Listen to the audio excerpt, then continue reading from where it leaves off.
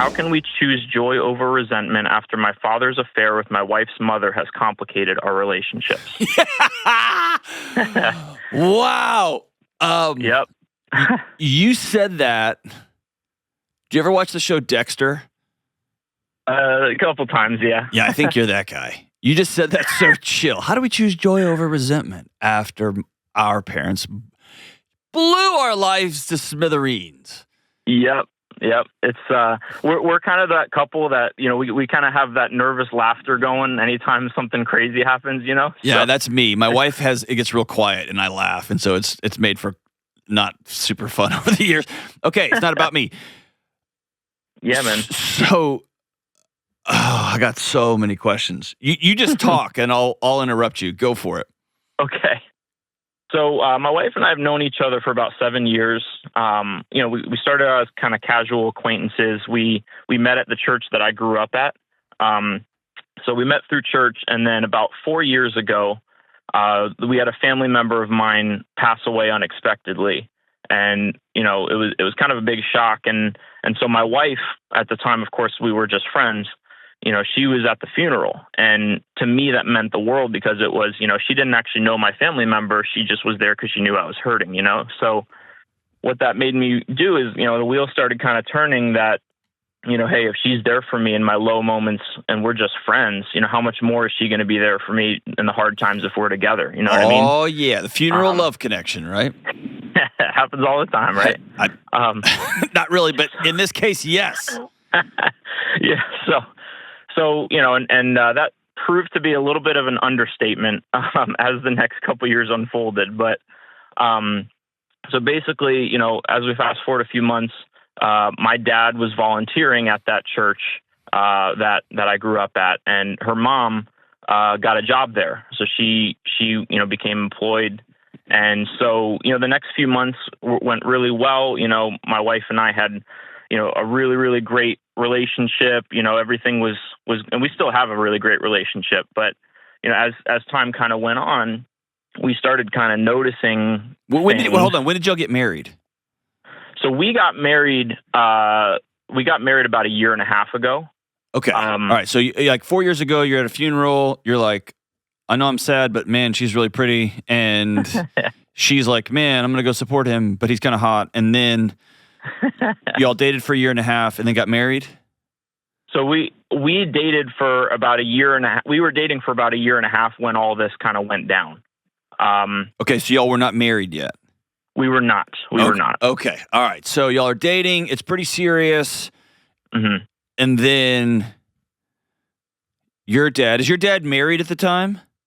Both parents were, yeah. Oh, even more. Wow. Okay. Yeah. So then your dad's volunteering at this church. He's married to your mom. Mm-hmm.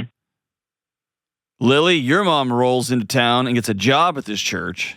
I made it sound like your mom's like the bad guy here. She's not. But, I mean, everybody's a bad guy here. But your mom's working at the church.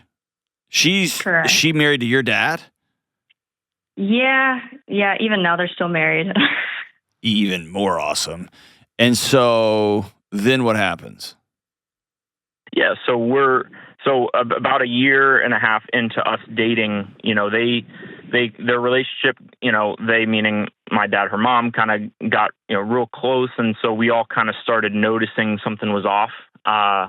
And so they at one point came to us and literally kind of told us point blank, without even trying to conceal it, hey, here's what's going on.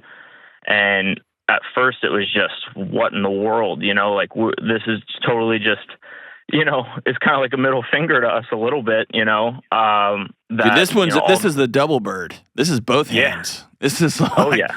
But they came to y'all and did they say, oh my gosh, we've like fallen for each other, we had a hookup, or they came to y'all and were like, no, we're together? It started out emotional, and it was more kind of presented to us as, hey, here's the feelings that we have, and then, that only lasted probably about 2 months or so. It eventually escalated into more than just the emotional. And then it came to a point where, her mom was just overcome with, guilt and regret for what, they kind of put everyone through. And so her mom is the one that called it off. and abruptly said, "This is it, not happening anymore." Well, hold and on. So everything they're around, having like an out in the open affair. right? Did she keep her job at the church? No, they both left, so Okay. they were both Okay. let go. Okay. And Yeah. so then they were like, "That's still cool." And then did your mom stick around? So they're not sticking around. No. So she left. This is all kind of within the last couple months, but Okay. my mom's on the outs. Okay, so your mom and your dad are getting divorced. Lily, your mom and your dad are sticking it out. Correct. Yeah. They're going to therapy, working on each other, trying to figure this thing out. And then somewhere in all of this, y'all two are like, you know what we could do to make this more awesome? Let's get married. Yep. Trust me, man. We like I said, we kind of laughed through the hard times. So we were kind of making jokes about how, it was, we were kind of like step brother and sister, Yeah, dude.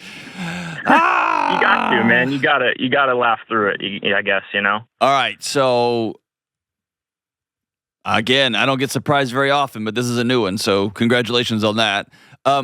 So how can I help you right now? Yeah, so where we're at now is, kind of when everything was kind of going on, that's when our relationship, of course, started coming under the microscope, and people were starting to say, I had family members kind of saying, "Hey, why are you bringing Lily around the house? It's disrespectful to mom." And, I had one of my longtime friends texted me when they found out that we were getting married and choosing to start our lives together. The text that I got was that, "James, you're being selfish, and, you need to take some time to really think about what you're doing." And, I'm totally cool with it, man, because I will defend my wife to the end of the earth. I will defend our relationship to the end of the earth. So I learned that kind of the hard way, that, hey, we've never been more sure about anything in our lives than us starting our lives together and getting married. So kind of where that brings us to today, and where we, would like some assistance, is we're kind of in that, mid-20s age range where, a lot of our friends are getting married. A lot of our, my sibling just got married a couple months ago, and, seeing how the families kind of interact with each other, and, the mother-son dance and all of that, we can't kind of help but feel a little bit resentful, toward, we kind of, weren't able to have that, and haven't had that yet, I should say. So just trying to figure out, like, what are the actionable items that we can take to, maybe conversations that we need to have, or that sort of thing, to try to, build what we can, Yeah. Well, this isn't a part of my final answer, but here's just an aside. If a friend texts you a long, serious text message about their thoughts of your character, they are not your friend. Okay? So you immediately opt out of me caring what you have to say. If you don't show up at my front door, you don't call me. Okay? Mm-hmm. On the way to work this morning, I sent a text message to an old friend that said, "Call me." And they called, and we talked as I drove into work today. It wasn't a long text message. Okay? So that's number one. Mm-hmm. If they truly were invested and think you're doing something wrong, that's a conversation you have in person together. So as people begin to lob text message grenades, I really don't care. Right. You're just showing, oh, you're out, right? So your voice doesn't matter. If somebody wants to come over to my house, or a close friend calls me because they live in another state or whatever, and they're just like, "Hey, we got to talk, dude," I'll hear that all day long and take that wisdom. And so that's number one. Number two, y'all decided to get married in the middle of a hurricane. Mm-hmm. So by doing that, there's no judgment, no right or wrong, but that meant y'all made choices to not participate in other parts of this fantasy picture that young married couples have. Mm-hmm. Like the mother-son dance or whatever. Mm-hmm. So some of that is just being both bummed out and knowing, yeah, we chose that. Mm-hmm. It just is what it is. The third part is, have you sat down, like, does your mom accept Lily? Yeah, so that's part of it. So their relationship has really grown, let's say, over the last year and a half since all this went down. Amazing. Which, thank God for sure.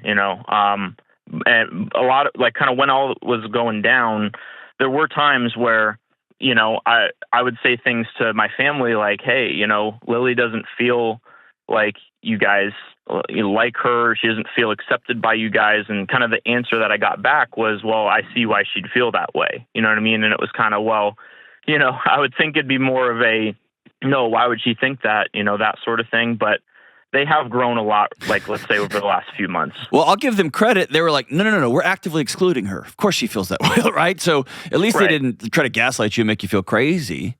Lily, is it weird being around his mom? Definitely, yeah. I'd say so. With his mom and his siblings, yeah. Okay. How have you felt through all of this, Lily? It's been a roller coaster of emotions, to say the least. It's definitely been chaotic, and it's kind of, you're seeing this train wreck, but you can't really control any part of it. So you're just kind of sitting there and be like, well, okay, I guess that's happening now. That's a choice. But let me push on that, because you can't control the train wreck, but you can control whether you stare at it, whether you're in earshot of it, whether you run into the aftermath of it all. You get what I'm saying? Like James, your dad, Lily, your mom made a choice, and the choice was to blow up their families. Mm-hmm. And that explosion came with smoke and ash and down structures everywhere. Like, that happened. But if y'all go back to those same blown up structures wanting what was there before, which was full family support and mother-son dances and dinners around a fire, like, that's on y'all, because y'all going back to a thing that doesn't exist anymore. Totally. And so you get to be sad that those things don't exist, especially since your dad and your mom blew them up. But then y'all also made the decision to get married, and so y'all have to make that grown-up decision, which is, James, you tell your family, like, she's a part of our life, and she's not her mom, and she's not dad. And so I'm going to ask y'all to treat my wife with respect. And also your family sounds like they're the kind of person who's of the character that says, yeah, but we're going to need a minute. Mm-hmm. And I think there's some both and there. Lily, how is James around your dad or your mom? I think that relationship is really good. I think mainly because my mom was very repentant immediately afterward. Okay. I think that's kind of going back to where James' dad is more so doesn't see where he went wrong. He doesn't see where the sin was, and it's his only regret is that he could have done it better.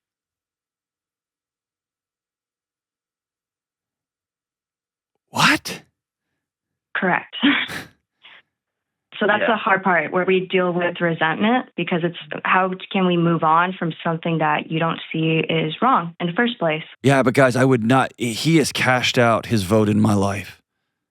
If I'm y'all, he's cashed out. Not only did he blow up your lives, but he continues to make y'all feel like the crazy ones. That's a great way of putting it, for sure. So, like, by virtue of his behavior, like, he's out. You don't get a vote, dude. And so I'm not even going to give him, like, basically, I'm not going to wake up every day and there's a cinder block by my bed that just says Dad's idiotic decisions and his refusal to take accountability for his actions. I'm not going to pick that brick up and carry it around all day.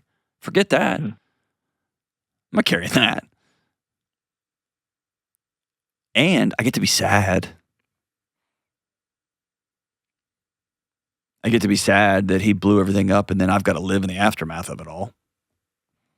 Yeah, that's really good. And I can feel compassionate for my mom, that every time my mom sees my wife, she sees the resemblance of the face of the other woman, right?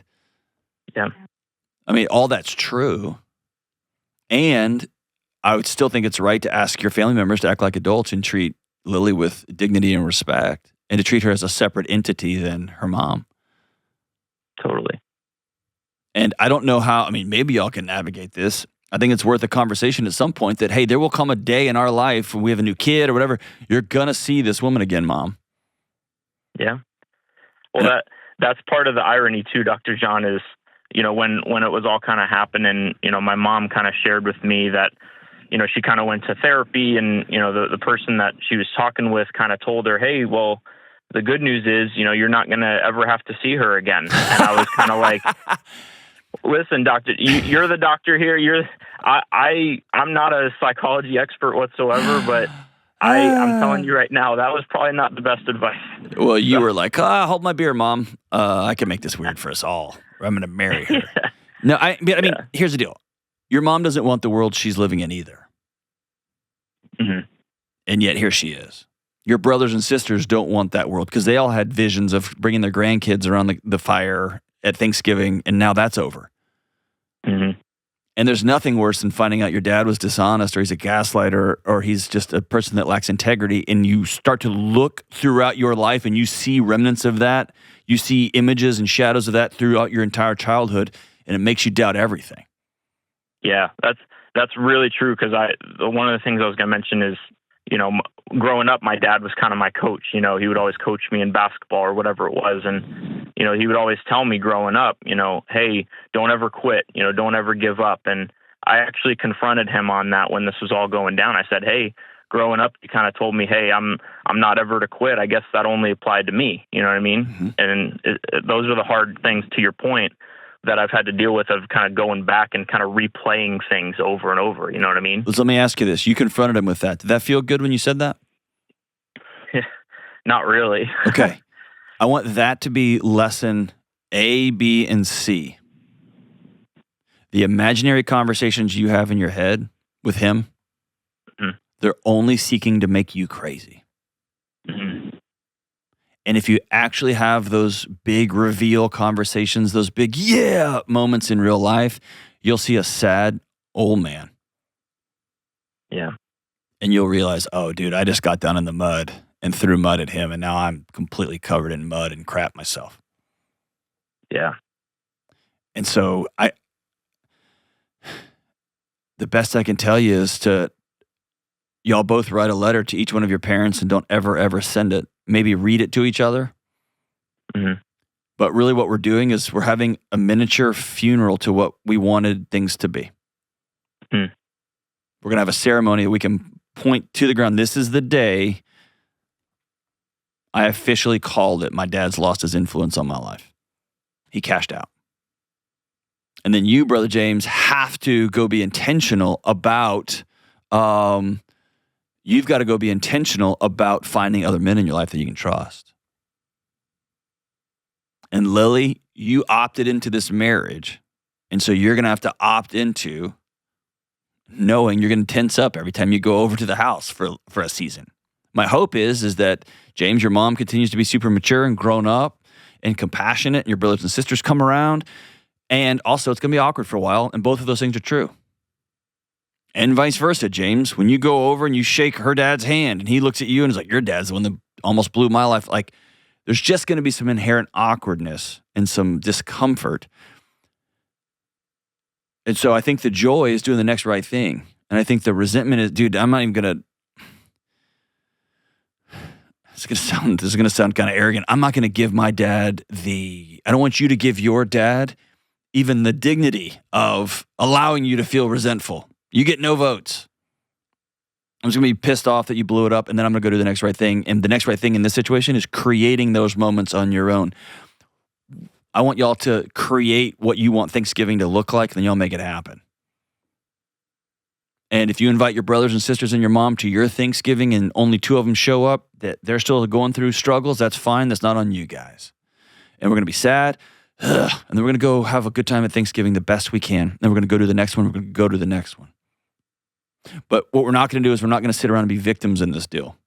And we're not going to sit around and be constantly re-victimized by a dad who blew up 2 families and continues to nuke his own family because he won't own up to his lack of integrity. And I'll tell you guys, I hate this for your new marriage. It's going to be really important that y'all are highly intentional with each other, James and Lily, that y'all don't keep secrets from each other, and y'all continue to go back to your marriage over and over and over again and be vigilant about who you allow to speak into it. Vigilant about the voices you allow in your own marriage. Because y'all are building something completely new. Completely new. And my hope, James, is your old man comes around. because he's lost everything, and I don't think he realizes that he's losing everything now. All of it.